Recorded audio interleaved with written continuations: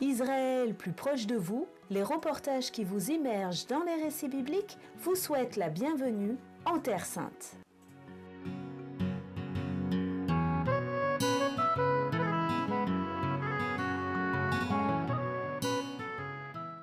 En cette période festive et si spéciale cette année, intéressons-nous à l'essence même de la fête de Noël. Focalisons-nous sur celui qui a renoncé à sa volonté, à sa propre volonté, mais qui a dit oui à celle du Très-Haut.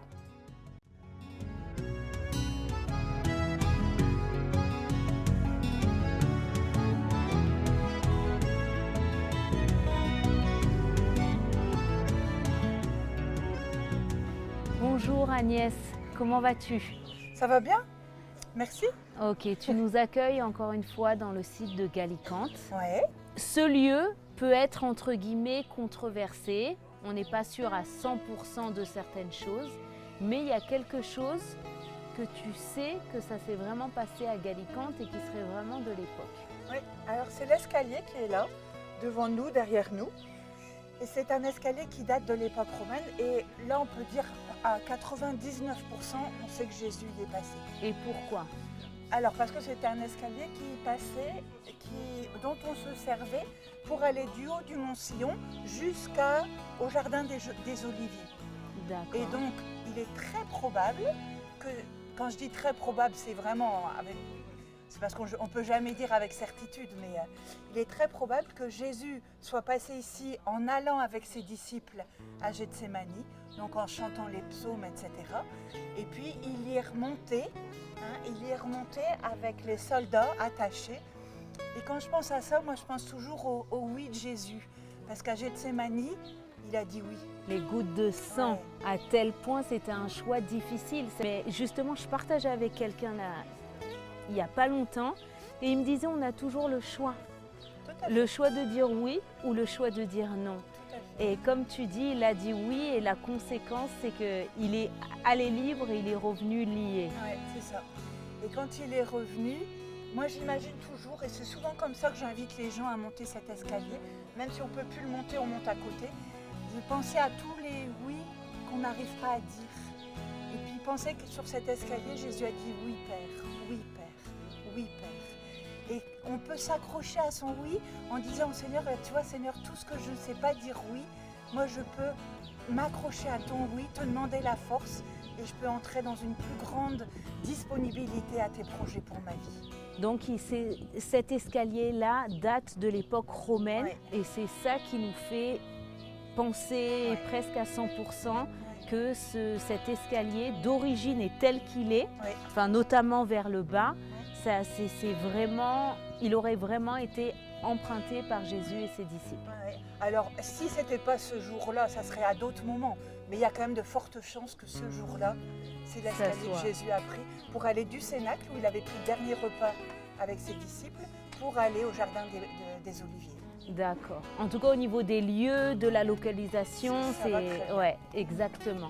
Après, on n'est pas là dans l'idolâtrie pour dire que Jésus est passé là et tout ça. On est d'accord.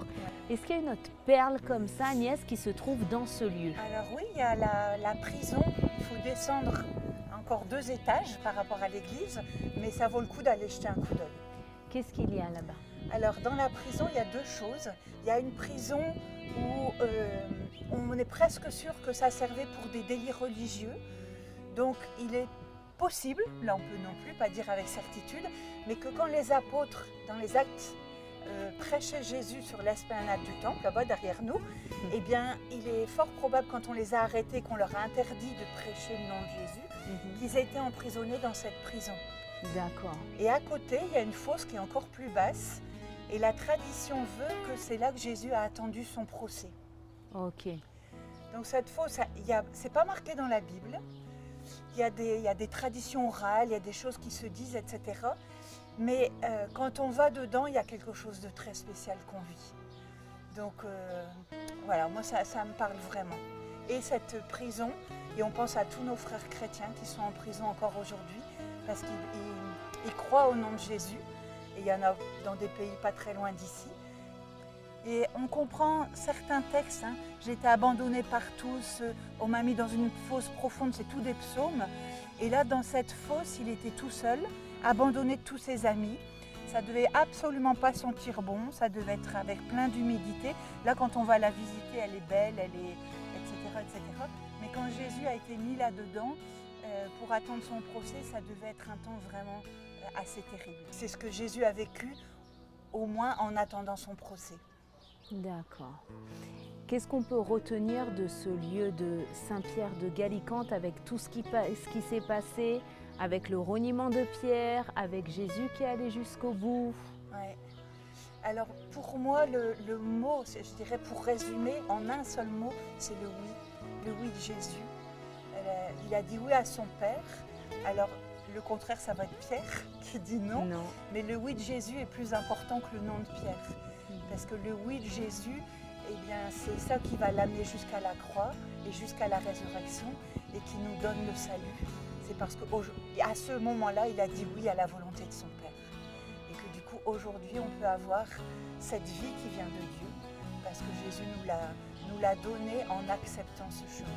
D'accord. Merci encore une fois Agnès. Avec joie aussi. Et puis, on se retrouve bientôt pour de nouvelles aventures. D'accord. C'est déjà l'heure de nous quitter. Le mot à retenir est un petit mot, mais qui vous engage beaucoup. Ce mot est Ken, qui veut dire oui.